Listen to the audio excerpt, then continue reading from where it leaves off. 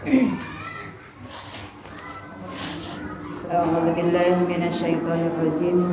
Bismillahirrahmanirrahim. Assalamualaikum warahmatullahi wabarakatuh. Waalaikumsalam warahmatullahi wabarakatuh. Alhamdulillah wa syukurillah wassalatu wassalamu ala Rasulillah Muhammad bin Abdullah wa ala alihi wa ashabihi wa mawala. La haula wa la quwwata illa billah. Allahumma aftah lana hikmatak wa ansur alaina rahmatak min khazaini rahmatik ya arhamar rahimin. Alhamdulillah, puji serta syukur senantiasa kita panjatkan kehadirat Allah, karena sampai saat ini kita masih bisa dipertemukan dalam majelis ilmu. Asa tos lami pisan ibu tacan pendapeh. Padahal masa si kamari pendapnya. Mohon gitu. Jadi mana? Di Al-Hadi. Tapi asa tos lami. Alhamdulillah, Allah yang telah mempertemukan kita di Perumnas Bumi Cikal Asih dalam agenda kebaikan insyaallah, yaitu Ikatan Majelis Taklim Muslimah. Mudah-mudahan ikatan ini benar-benar menjadi pengikat hati, pengikat keimanan, pengikat kemuliaan kita, sehingga bukan di dunia saja kita dikumpulkan, tapi hingga di surganya Allah kelak dipertemukan. Salawat serta salam semoga tetap tercurah terlimpah kepada suri teladan kita yang terbaik, Habibana wa Nabiyana Muhammad sallallahu alaihi wasallam, dan semoga Familah pun menjadi salah satu wasilah bagi kita untuk kita bisa mengikuti sunnah-sunnahnya, mengikuti uswah hasanahnya, sehingga berhak bertemu dengannya kelak di surganya Allah. Alhamdulillah, daramang ibu-ibu sadayana. Alhamdulillah, masih di luar pilih badai lepet deui mangga. Atos kadangmu keluar. Aya. Panginten special edition nyambut Ramadan. Nujura di batuk abdi teh. Mudah-mudahan orang sadayana dipaparin sehat dina goning mayunan sasih Ramadan. Mudah-mudahan keberkahan Allah dipaparinkeun ka urang sadayana di sasih Sya'ban ieu diantawisna dipaparin sehat walafiat.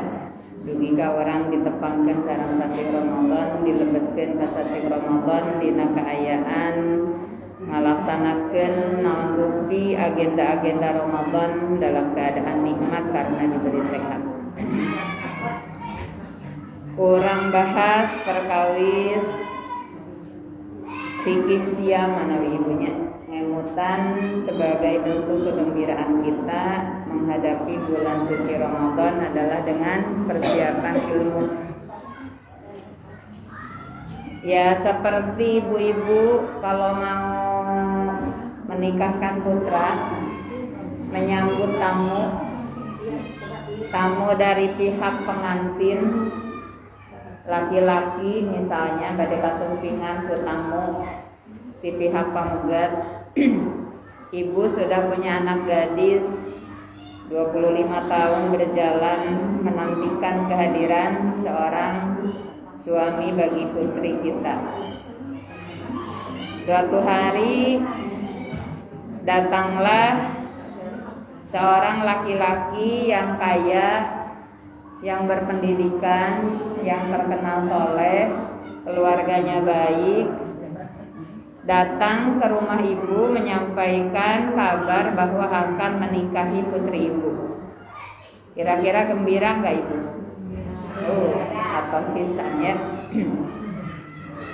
Jadi ketika dikabarkan datang kepada kita, beberapa hari lagi akan datang seorang laki-laki yang membawa banyak kebaikan, kekayaan, kecerdasan, kesolihan, kemuliaan akhlak, maka pasti kita bergembira. Ciri bergembiranya bagaimana? Ajrag-ajragan, surak, lulumpatan, gugulingan, atau ibu segera menghubungi mua, ya, apa itu? Segera menghubungi catering, segera menghubungi papayon, segera mendaftarkan ke KUA. Numana kinten-kinten. Yang terakhir disebutkan ya. Jadi tanda kegembiraan kita ketika kita akan didatangi oleh seorang laki-laki yang solih, yang mulia, yang kaya, yang ganteng, yang cerdas, yang membawa banyak kebaikan pada diri kita dan keluarga. Bungah nate sanes ajrag-ajragan, sanes nyenget merecon ya. Sanes naon surak, sanes gugulingan, sanes gegerewekan, tepuk tangan sanes. Tapi melakukan persiapan-persiapan kanggo hal-hal yang hasilnya memang akan didapatkannya kebaikan dari laki-laki tersebut gitu kan. Teu nyambung da surak sareng mendapatkan kesolihan mah gitu. Karena bagaimana surak mansa ukur ungkapan sementara. Tapi ketika kita terjadi gitu ya nikah putri kitanya dengan laki-laki tersebut, sanajan surak ya tidak akan mendapatkan pengaruh kesolihan dari laki-laki tersebut dan terjadi nikah nage. Tidak ke KUA ya berarti mungkin tidak dihadiri oleh dari KUA ketika nikahnya, akhirnya nikahnya nikah keluarga saja tidak tercatat, maka nanti akan ada kekurang manfaatan di belakang hari ya dalam soal administrasi, keuntungan pemerintahan dan seterusnya. Nah begitu pula ketika datang kepada kita dikabarkan akan datang sebuah bulan yang membawa banyak kebaikan kepada diri kita. Syahrul Ramadan alladzi unzila fihil Qur'an. Itu diantara salah satu kebaikannya. Bulan Ramadan itu yang di dalamnya diturunkan Al-Quran. Emang ada apa dengan Al-Quran? Apa baiknya Al-Quran? Hudal linnasi wa bayyinatin minal huda wal furqan. Kebaikannya Al-Quran itu adalah sebagai petunjuk bagi manusia. Arah, ya, petunjuk arah, pedoman hidup. Kebayang bagaimana urgennya, bagaimana strategisnya peran Al-Quran sebagai huda. Ibaratnya kalau nggak pakai Al-Quran tuh sasab gitu loh Bu. Tersesat karena tidak ada pedoman, tidak ada arah. Hidup hanya sekedar bangun, tidur, makan, minum, kawin. Mau apa akhirnya? Mati. Gitu. Kalau tidak ada petunjuk, mengumpulkan kekayaan tata raga, badan sakit, kekayaan habis. Mau apa akhirnya? Apabila kesehatan hanya untuk nikmat makan, apabila makan hanya untuk sehat untuk enak makan, enak tidur untuk sehat, bolak-balik pokong. Ibarat keledai yang berputar-putar di sebuah tempat, balik lagi ke situ lagi, ke situ lagi, ke situ lagi. Tidak ada puncak yang tinggi yang kemudian dijadikan sebagai goalnya atau sebagai tujuan tertingginya. Nah, maka apa itu tujuan tertinggi? Walal akhiratu khairul laka minal ula. Itu tujuan kita. Kampung akhirat itu lebih baik daripada dunia. Jadi kalau kita melakukan sebuah kelakuan, kegiatan, ucapan, baik tidur, baik makan, kawin, berkata dan seterusnya hanya untuk dunia, maka ibarat keledai yang balik lagi ke situ, balik lagi ke situ. Ayo tidur biar sehat. Tidur. Udah tidur teh sehat. Udah sehat teh biar enak tidur. Udah enak tidur biar sehat. Balik deui kadinya. Ayo makan biar sehat. Udah sehat biar apa? Biar enak makan gitu. Karena kalau sakit kan gak enak makan. Berarti sehat itu demi enak makan. Makan biar sehat. Jadi gimana sih ujungnya teh kadinya deui. Maka bagaimana kalau orang-orang yang berpedoman kepada Al-Quran yang diturunkan di bulan Ramadan, fungsinya adalah sebagai petunjuk, diantaranya adalah menjadikan seluruh yang ada di dunia ini untuk kebaikan akhirat. Karena di sini mah tidak lebih baik, yang lebih baik itu adalah di sana di akhirat. Punya makanan, gimana caranya makanan ini biar sampai bisa dibawa ke akhirat. Punya tanah, bagaimana caranya agar tanah ini bisa diyakini bisa dibawa ke akhirat. Punya suami, bagaimana caranya agar suami ini bisa menjadi teman sampai di akhirat. Punya anak, bagaimana caranya agar anak ini bukan hanya diciumin di dunia tapi bisa diciumin nanti di akhirat. Punya uang, bagaimana caranya agar uang ini bisa menjadi bekal kita di akhirat. Semuanya. Maka orang yang cerdas adalah orang yang berinvestasi untuk masa depan, kan gitu. Masa depan kita di mana sih? 5 tahun yang akan datang, 10 tahun yang akan datang, 20 tahun yang akan datang, atau kapan? Dulu kita beranggapan masa depan itu ketika kita sekolah, SD, SMP, SMA. Ayo sekolah buat masa depan. Sekarang masa depan itu sudah jadi masa sekarang.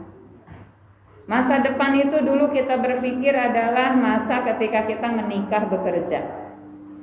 Nah, sekarang kita sudah menikah, sudah bekerja. Apakah ini yang sebenar-benarnya masa depan?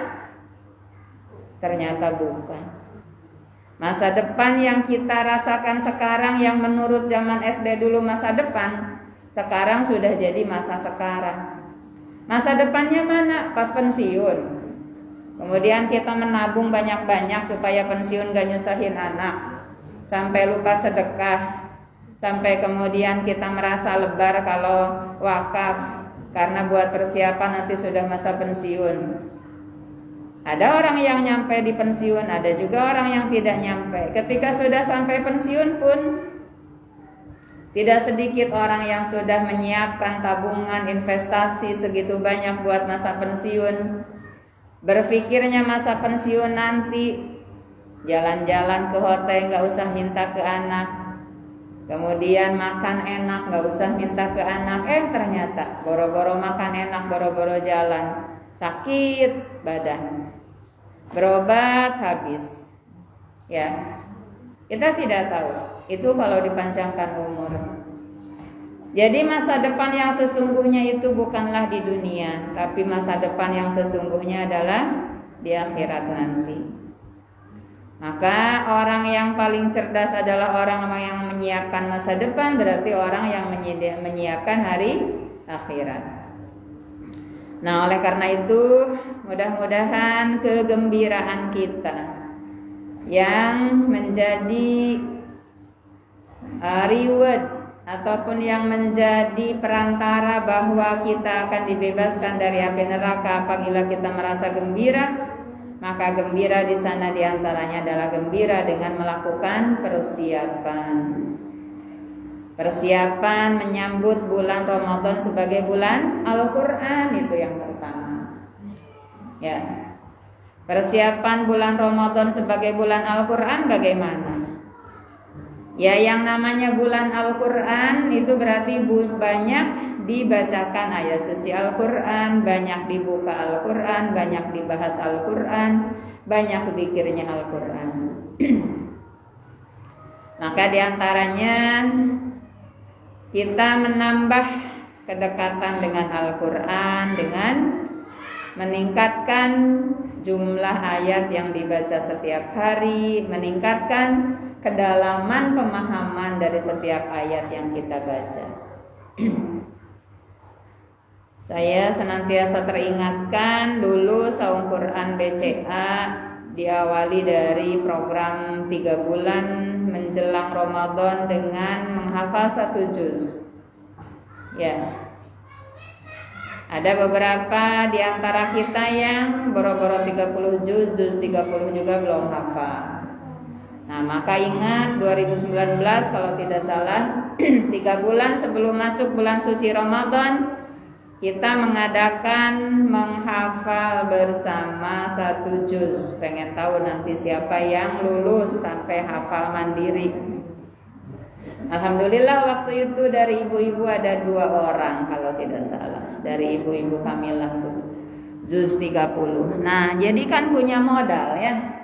Punya modal menghadapi Ramadan sebagai bulan Al-Quran adalah dengan hafalan 1 juz.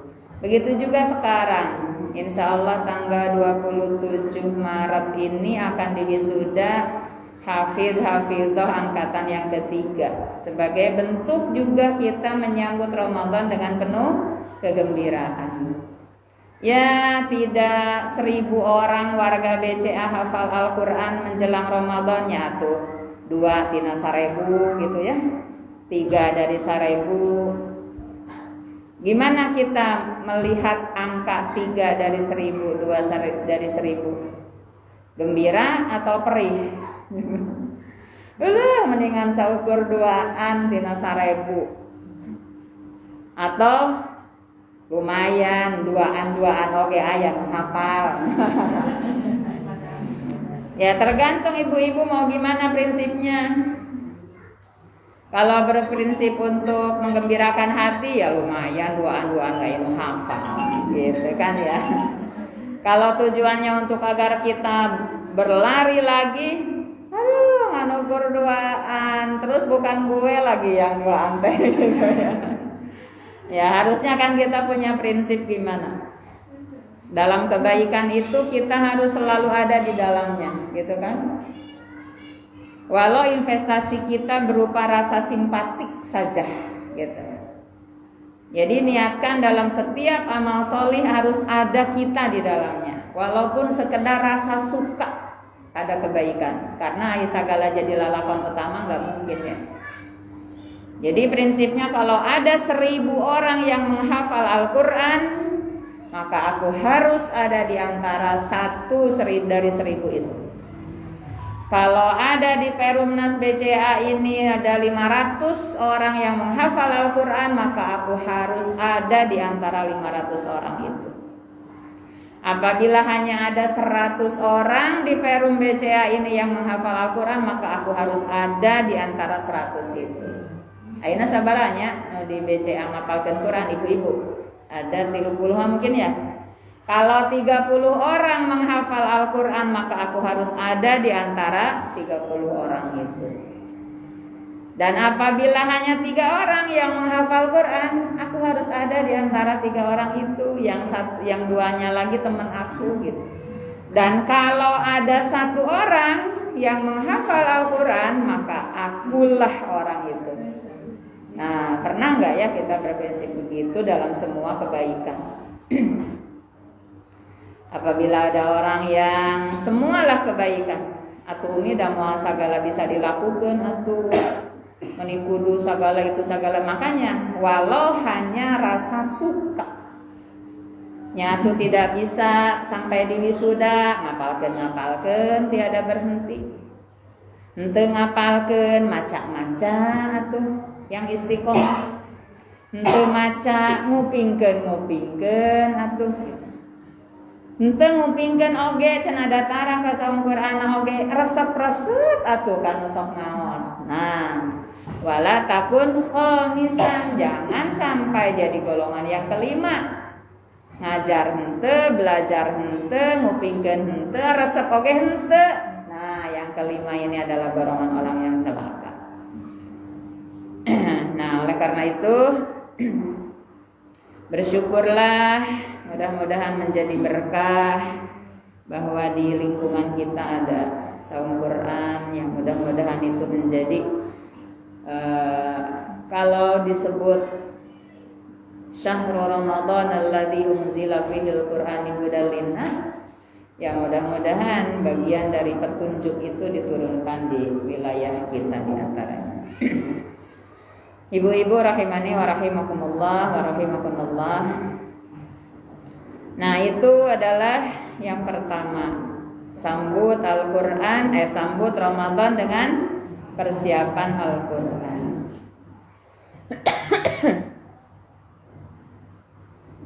Karena Al-Quran itu bukan hanya sebagai hudan, tapi wabayinat, sebagai pembeda, penjelas, minal huda wal furqan, berupa petunjuk dan pembeda. Salah benar itu ada di Al-Quran, baik buruk ada di Al-Quran. Jadi bagi kita yang bergembira dengan datangnya bulan suci Ramadan, menjadikan Al-Quran sebagai petunjuk, pembeda, penjelas antara yang baik dan yang buruk, yang benar dan yang salah, maka standar baik buruk kita bukan apa-apa, tapi standar baik buruk kita adalah Al-Quran. Sebagaimana yang disampaikan di dalam Al-Quran, yang baik bagaimana, yang buruk bagaimana. Bagaimana dengan kebiasaan adat setempat, urf, anggapan masyarakat dan seterusnya? Boleh kita jadikan sebagai salah satu pertimbangan apabila tidak mengalahkan baik buruk dalam Al-Quran. Jadi kalau dalam Al-Quran sudah jelas dikatakan menutup aurat itu adalah baik, bahkan benar, kalau tidak menutup aurat adalah salah. Bagaimanapun lingkungan kita beranggapan, maka anggapan lingkungan kita harus menyesuaikan dengan baik buruk dalam Al-Quran. Karena apa? Karena budaya itu hanya sifatnya lokal. Belum tentu baik di sebuah lokasi, baik juga di lokasi lain. Tapi kalau Al-Quran itu kan agar menjadi pedoman bagi seluruh umat manusia setelah kehadiran Rasulullah SAW. Ibu-ibu rahimani wa rahimakumullah, persiapan yang kedua selain persiapan ilmu adalah persiapan harta. Mengapa kita mempersiapkan bulan suci Ramadan harus dengan persiapan harta? Karena di bulan suci Ramadan ada ibadah-ibadah yang sifatnya harta. Contohnya apa? Memberi makan pada yang berpuasa, pada yang berbuka setelah berpuasa maksudnya ya. Kemudian apa lagi? Ibadah harta di bulan Ramadan, zakat. Walaupun zakatnya sekedar zakat fitrah yang tidak usah nabung pun hari ini pun kita mampu, ya, tapi dengan kita niatkan itu akan menjadi lebih bernilai. Apalagi ibadah harta di bulan Ramadan, memperbanyak sedekah, memperbanyak infak, ya, memperbanyak sedekah. Sedekah itu apa? Jangan kita beranggapan sedekah itu ngensleng. Jangan kita punya pikiran saja bahwa sedekah itu masihan kanu bara main. Kita kembalikan kepada konsep Al-Quran tadi sebagai hudal linnas. Apa itu sedekah? Ya, contoh adalah khud sadaqatan min amwalikum, ambillah sedekah dari harta mereka. Itu bahasanya juga amar. Amar itu perintah. Al-amru al-aslu fil amri lil wujub. Asal dari perintah itu adalah wajib, kecuali ada korinah-korinah ataupun tanda-tanda yang menjelaskan bahwa itu menjadi sunnah muakkad misalnya. Di sini tidak ada. Jadi sedekah itu dalam surah At-Taubah kalau nggak salah ini ya, itu adalah wajib. Khud sadaqatan min amwalikum. Malah bahasanya tuh khud teh bahasana teh cokot gitu nya. Ambil. Ambil sedekah dari harta kalian. Ambil gitu, ambil. Ambil tuh kan gitu tah. Ya. Nah, jadi makanya di dalam fikih sedekah itu sifatnya umum. Bukan memberikan barang main, bukan ngensleng saja. Tapi sedekah itu adalah rumah besarnya tatkala kita memberikan sesuatu razaqnahum yang Allah rizkikan kepada kita. Ya. Jadi sedekah itu judul besarnya nanti akan dibagi menjadi sedekah wajib dan sedekah sunnah. Sedekah wajib itu namanya zakat. Sedekah sunnah anu sok biasa kurang disebut sedekah atau infak gitu. Atau mengeluarkan harta dalam bentuk lain seperti hibah, ya, wakaf, ya, itu termasuknya adalah sedekah sunnah. Nah, di antara sedekah sunnah itu ada yang disebut sedekah jariyah. Apa itu sedekah jariyah? Yang senantiasa pahalanya mengalir karena barang benda yang disedekahkan tersebut kebermanfaatannya terus mengalir. Apa itu yang dimaksud? Ya, banyak para ulama yang mengambil pendapat bahwa sedekah jariyah itu adalah wakaf. Wakaf. Nah, apakah kita sudah persiapan untuk kita melaksanakan bukti keimanan kepada hadis Rasulullah, idza mata ibnu adam in qata'a amaluhu illa bisalasin sadaqatun jariyatun. Nah, ada kan di antaranya? Apakah kita sudah mempersiapkan kematian kita dengan mendapatkan kebaikan tiada henti walau kita sudah tiada beribadah lagi karena sudah mati? Di antaranya adalah sedekah jariyah, yaitu wakaf. Ataukah seumur-umur kita belum pernah berwakaf karena kita berpikir wakaf itu mesti sebidang lahan ribuan meter, sebuah bangunan yang sudah jadi, logam mulia sekian puluh gram, uang sekian ratus juta. Nah, padahal banyak kesempatan di lingkungan kita, contoh di Yayasan Iskarimah Syahidah, berwakaf dengan semampu kita. Mau 50.000 asal sebutkan saya niatnya wakaf, nanti dipisahkan. Dipisahkan ini adalah harta wakaf, uang wakaf, titipan wakaf, maka saya tidak akan membelanjakannya untuk hal-hal yang langsung habis. Misalnya untuk berjubah, berbagi Jumat berkah, nah itu dari sedekah, bukan dari wakaf. Kalau dari wakaf saya kumpulkan walaupun 50.000 niatnya wakaf, 50 gram logam mulia niatnya wakaf, saya pisahkan untuk dipertanggungjawabkan suatu saat ada kesempatan, itu direalisasikan, dibelikan kepada aset-aset yang membuat manfaatnya terus mengalir. Dibelikan ke tanah, dibangun di atasnya rumah Quran, mudah-mudahan ke depannya pendidikan-pendidikan Islam yang lebih berkembang lagi, termasuk pemeliharaannya itu boleh dari uang wakaf.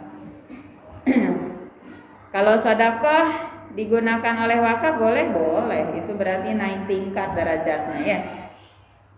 Tapi kalau dari uang wakaf digunakan untuk hal-hal yang sifatnya konsumtif, saya pikir itu tidak boleh.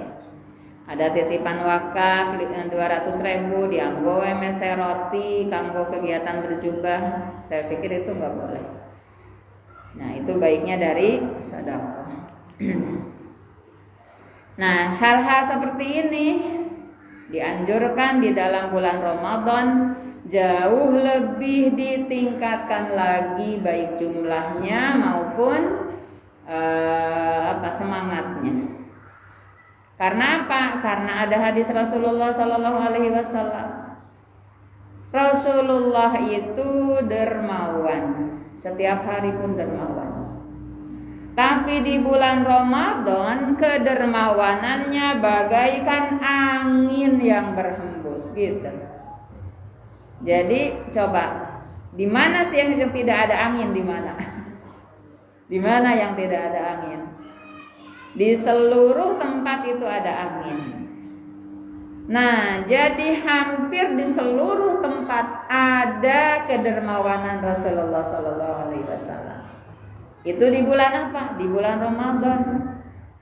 Jadi di bulan Ramadan tuh Rasulullah tuh seperti yang tiada berhenti mensedekahkan hartanya.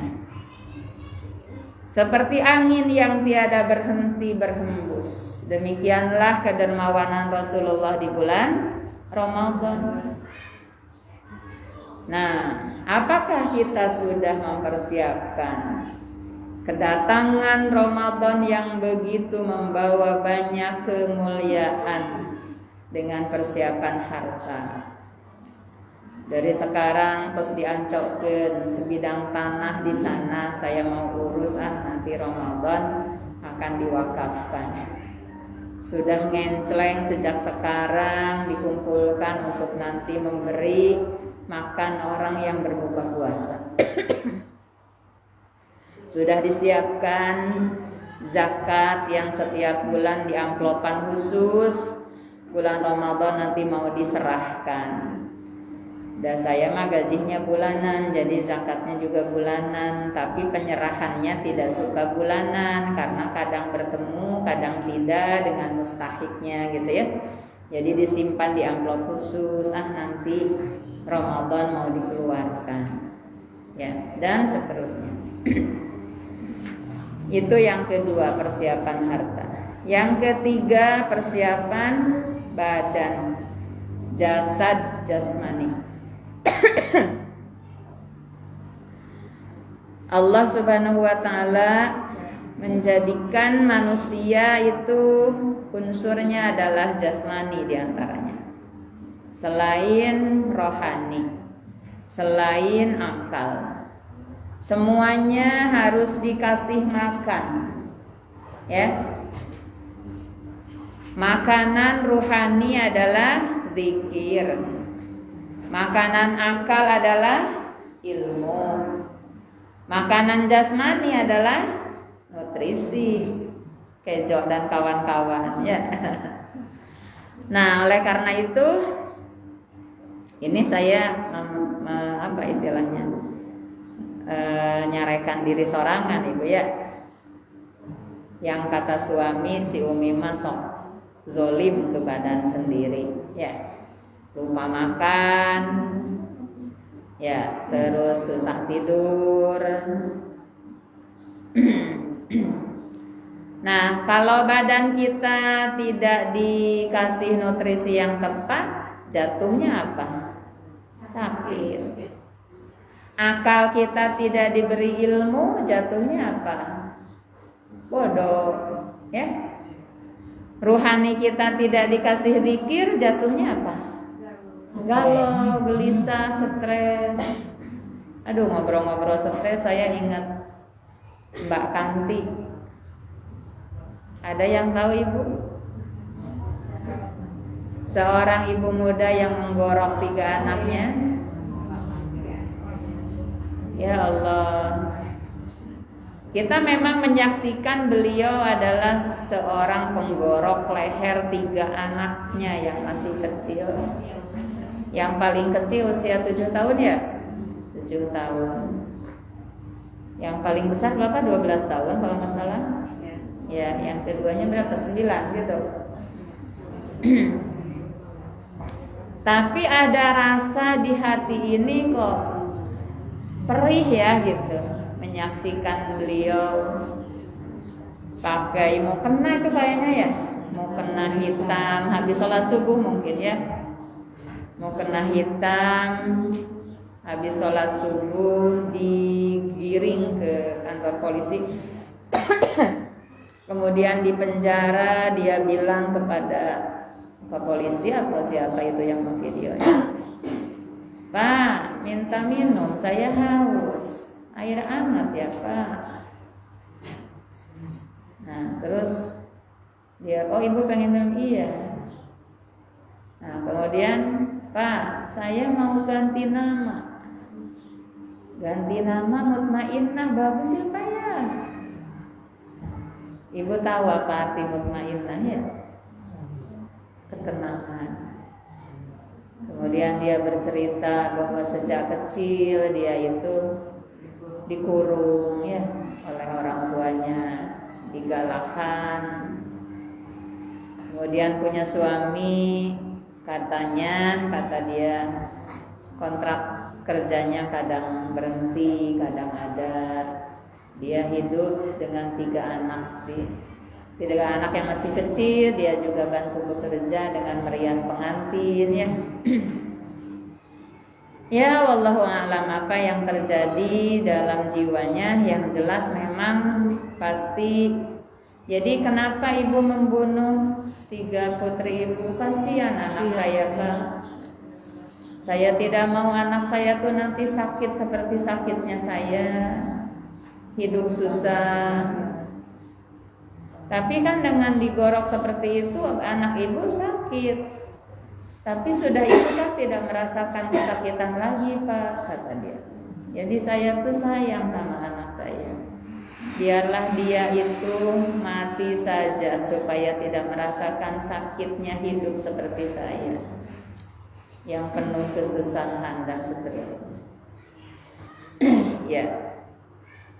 Jadi memang kita mau menyebut dia kurang iman lah, kurang kuat mental dan seterusnya, agak enggak tega juga ya.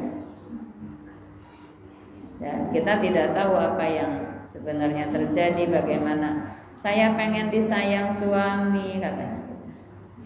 Nah artinya apa? Artinya mental atau rohani ini memang kalau tidak diberi makan gitu ya, akan seperti itu. Akan seperti itu, akan gelisah, galau, bukan hanya gelisah dan galau, tapi ya naudzubillah. Ya, kita yang melahirkan anak, kita juga yang membunuh, itu kan bukan semata oleh tangan raga ini, tapi oleh motivasi mental dan rohani serta pikiran. Jadi jika nama merenya habis sholat subuh teh dia teh memandang tilu anaknya ngagaloler, merenya baroko watir, merenya anak saya, merenya mikir dipencitan hiji-hiji bu ya. Alhamdulillah. Yang satu hampir putus lehernya sehingga ketika didobrak oleh tetangganya itu sudah mati. Yang 2 lagi masih hidup, kritis, dibawa ke rumah sakit, tapi kemarin kalau tidak salah mati lagi yang kesatunya, jadi kantung hiji. Ya, itu anak yang gede itu yang jerit-jerit, yang 12 tahun kalau nggak salah, tolong gitu.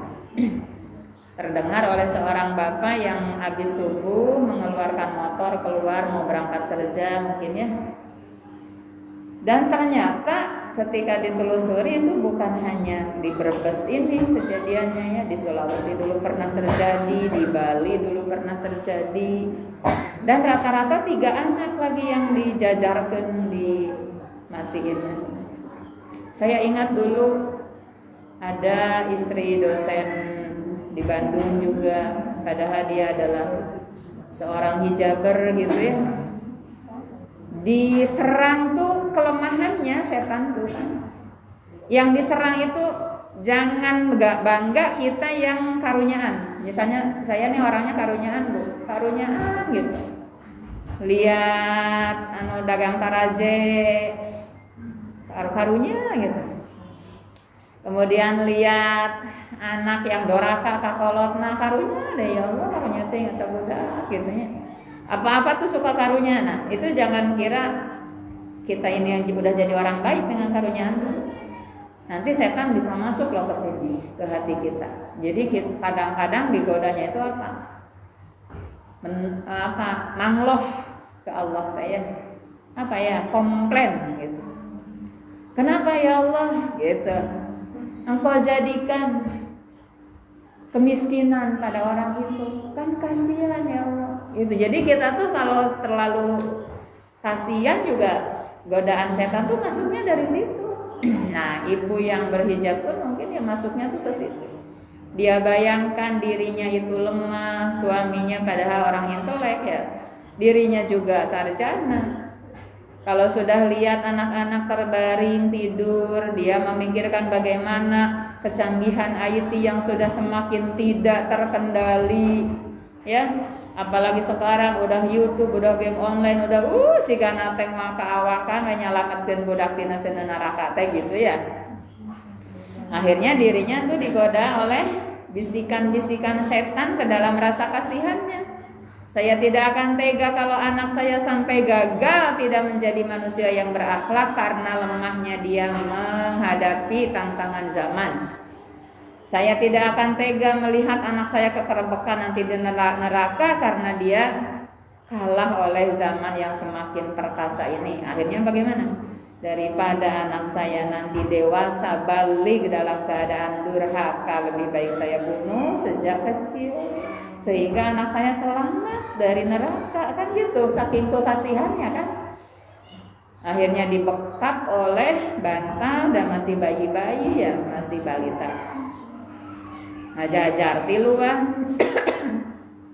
Suaminya pulang dari kampus nanya mana anak-anak di kamar. Sudah membiru tiga-tiganya. Itu dulu sekali. Dan ini sepertinya akan terus terulang kejadian ibu depresi seperti ini. Makanya ibu, mari sama-sama kita saling menolong dengan majelis taklim, ya, dengan majelis zikir, dengan komunitas-komunitas kesolehan. Bukankah siapa yang berteman dengan orang solih, maka insya Allah akan ditarik oleh Allah dari kecelakaan. Badai gebrus teh dibetot gitu oleh Allah teh melalui diantaranya media-media kesolehan. Kita ini lemah semuanya ya Bu, lemah kita ya. Kenapa saya senang begini-begini pengajian di sana, di sini, di situ ya karena saya sangat rumasa bahwa saya ini lemah. Apakah lemahnya ketika sendiri, ketika berpikir, ketika merasa? Ujian orang tuh macam-macam. Ada yang dari pikiran, ada yang dari perasaan, ada yang dari kekurangan harta. Ya, macam-macam. Piraku kitu ari nuju ngariung kieu mah urang teh wawantunanan bade ngagorok anak ya di payunan ibu-ibu kan. Kalau kita sering bersendiri, nah itu rata-rata adalah yang pendiam, yang menarik diri, yang tidak suka bergaul. Yang suka gaul mah di mana ngababuk budakna oge hareupeun tatangga.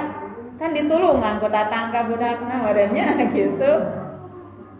Jadi memang kalau misalnya kita mau berbuat jahat, lebih baik berbuat jahat tuh di depan orang biar ditolong oleh orang gitu loh. Iya. Oh mohon, mangga silakan. Mohon mangga. Jam berapa sekarang? Jam 5. Oh jam 5 ya. Nah jadi mari sama-sama kita ta'awanu 'alal birri wat taqwa. Saling menolong dalam kebaikan dan dalam ketakwaan. Nah diantaranya adalah apa? Keseimbangan 3 unsur manusia kita ini harus dijaga. Apa? Jasmani, rohani, akal. Ini harus tawazun, harus seimbang.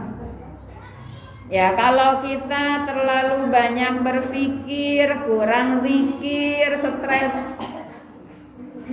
mikirin gimana sekolah anak nanti, padahal dari sekarang kerjaan suami udah nggak jelas, ngarias udah nggak jelas, akhirnya stres.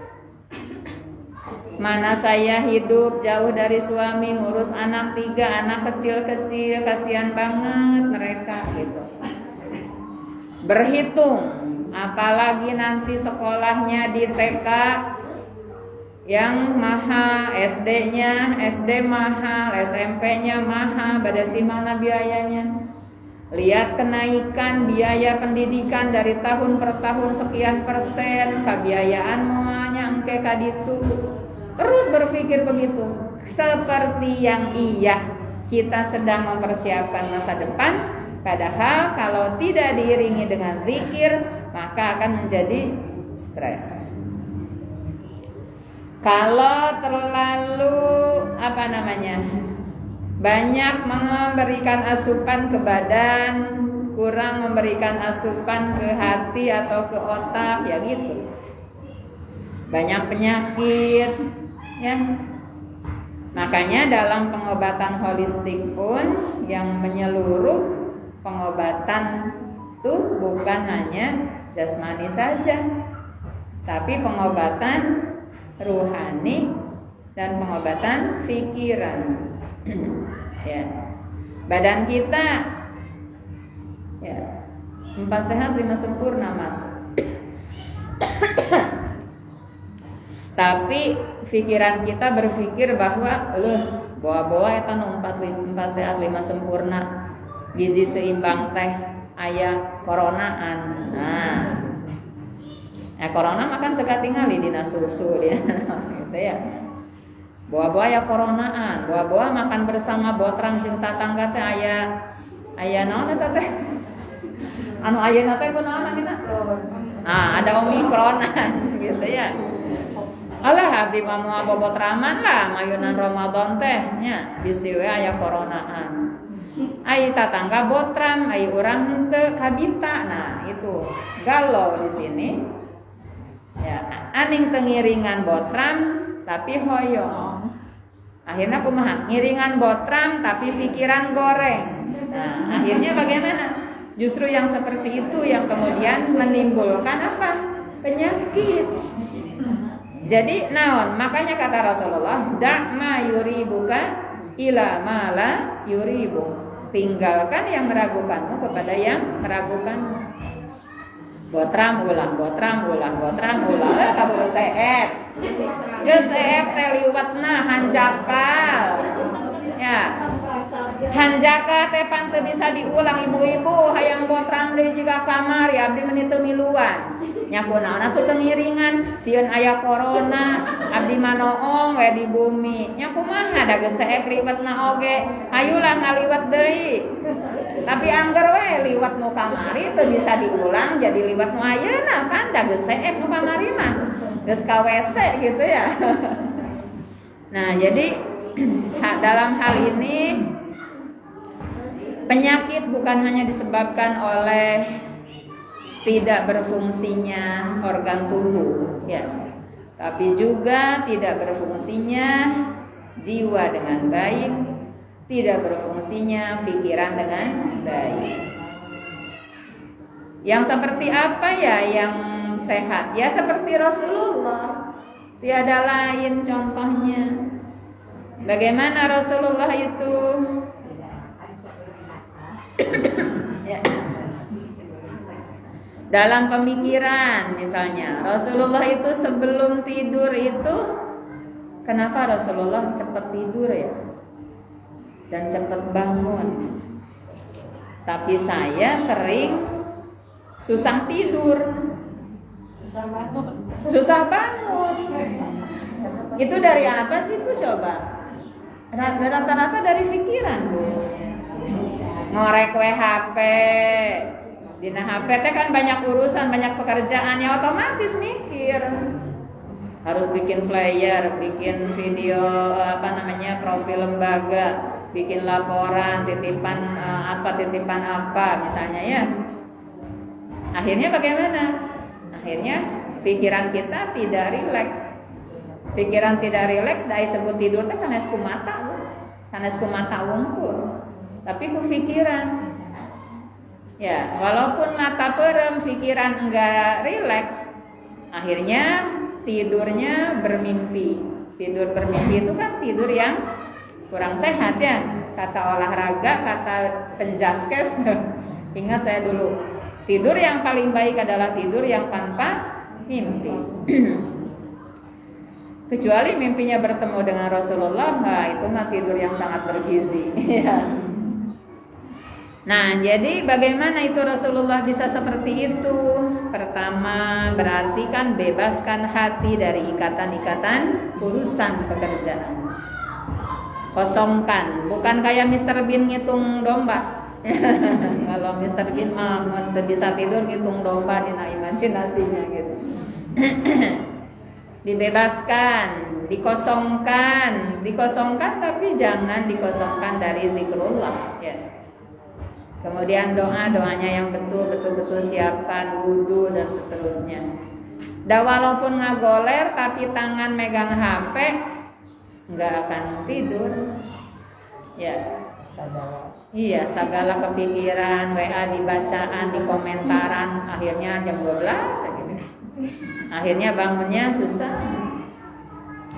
Nah, jadi insya Allah ibu-ibu rahimani wa rahimakumullah, andai kita sudah bisa tawazun di dalam memenuhi kebutuhan badan, memenuhi kebutuhan akal, memenuhi kebutuhan rohani, dengan kita makan ketika kita sudah lapar ya, kemudian dengan makan makanan yang sehat, bergizi seimbang, sesuai dengan kebutuhan. Tiap orang beda kebutuhannya ibu.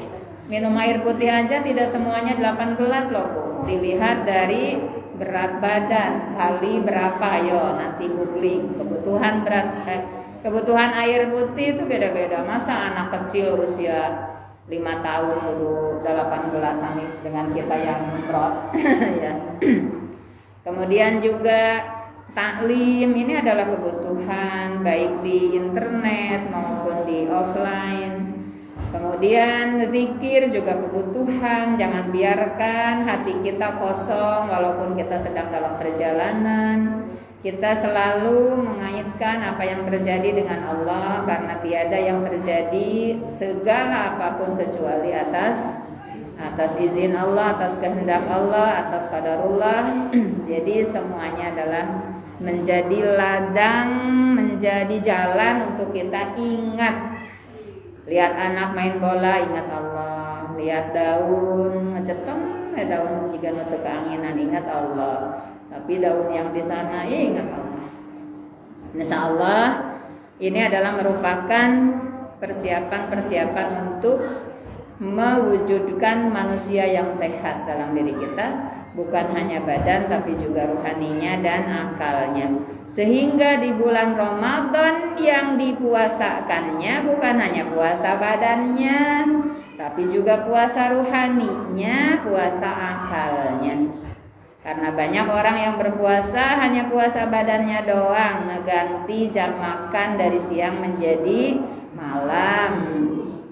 Akhirnya kata Rasulullah, aduhai banyak sekali orang yang kelaparan di bulan ini, tapi tidak banyak orang yang berpuasa.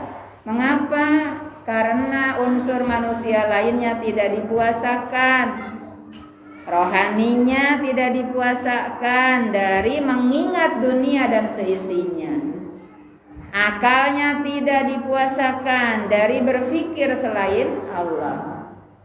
Nah, maka belajarlah kita meningkatkan kualitas puasa kita dari puasa awam menjadi puasa khawas, menjadi puasa khawasil khawas. Berpuasa bukan hanya batal aku minum, bukan hanya itu. Tapi batal bagi kita adalah tatkala hati kita memikirkan makanan padahal kita sedang puasa. Alangkah kumaha mun teu gaduh kolok. Astagfirullah. Nah, berpikir begitu tuh udah harus istighfar. Astagfirullah. Nah, berpuasa mikirin koloknya. Harusnya lagi puasa mikirin Allah. Gitu. Dihitung alangkah kumaha baju lebarannya mau apa beli meureunan makaningan abdi artos. Astagfirullah. Gitu. Jadi berpikirnya juga dipuasakan dari hal-hal yang selain berpikir Allah, ya merasakan Allah. Bukan hanya ngomongkeun batur atuh keur puasa teh nah ada teu batal ngomongkeun batur manu batal mah dahar minum berhubungan intim ngomongkeun mah teu batal. Itu kalau puasanya puasa jasmani syariat ya. Tapi kalau bagi puasa yang puasanya sudah panca indera batal ngomongin orang tuh. Batal puasa apanya? Batal puasa thariqahnya. Mulut juga harus dipuasakan, telinga juga harus dipuasakan. Gitu. Walaupun ya udah atuh ai kitu mah abdi mah bade emam we ari geus batal atuh udah ngomongkeun batur. Yang berarti double batal puasana. Puasa thariqahnya batal, puasa syariatnya juga batal. Kena kudu ngodoan. Belum tentu juga kabayar. Karena apa? Barang siapa yang menyengaja tidak berpuasa di bulan Ramadan tanpa ada alasan, maka seumur hidup di kodoan kemoa bisa kabayar. Nah, itu ancaman. Jadi walaupun ngomongin orang, lanjutkan puasa awak nama. Ya. Justru bagaimana? Istighfarlah banyak-banyak karena mulut kita tadi sudah melanggar puasa thariqah. Jadi minimalnya memang puasa itu puasa syariat gitu. Tapi kan namanya tiba heula hayo we nyareat gitu ya. Anak PK juga tidak makan, tidak minum, tidak berhubungan intim mati budak bisa. Masa kita yang sudah punya incu TK masih kena puasana juga incu juga buyut. Nah, gitu. Demikian ibu-ibu yang bisa disampaikan dalam kesempatan kali ini. Mudah-mudahan Allah memberikan kepada kita kekuatan, modal-modal untuk kita bisa dijadikan sebagai orang-orang yang diberkahi di bulan Sya'ban, dimasukkan ke dalam bulan Ramadan, dan diberi jaminan dihindarkan dari api neraka dengan kegembiraan yang proporsional. Allahumma sholli wa sallim ala sayyidina Muhammad wa ala alihi wa ashabihi ajma'in amin ya Allah ya rabbal alamin. Allahumma barik lana fi Rajab wa Sya'ban wa ballighna Ramadan. Allahumma rabbana hab lana min azwajina wa dhurriyyatina qurrata a'yun waj'alna lil muttaqina imama. Rabbana la tuzigh qulubana ba'da idh hadaytana wa hab lana min ladunka rahmatan innaka antal wahhab. Allahumma inna nas'aluka husnal khatimah wa na'udzubika min su'il khatimah. Allahumma inna nas'aluka ridhaka wal jannah wa na'udzubika min sakhatika wan nar. Rabbana atina fid dunya hasanah wa fil akhirati hasanah wa qina adzabannar. Subhana rabbika rabbil izzati amma yasifun wa salamun alal mursalin walhamdulillahi rabbil alamin. Hatur nuhun ka majelis taklim At-Taqwa nu parantosnya yogian tempatna jazakumullah khairan katsiran. Mugia dibalas ku Allah ku mangrupi sehat walafiatna sadaya jamaah sadaya pengurus sareng kulawargina dilebetkeun ka sasi Ramadan kalayan pinuh ku modal-modal kasayan biasa mengantarkan kita mendapatkan kebaikan Ramadan. Sakitunu kapihatur hapunten anu kasuhun. Assalamualaikum warahmatullahi wabarakatuh. Waalaikumsalam warahmatullahi wabarakatuh.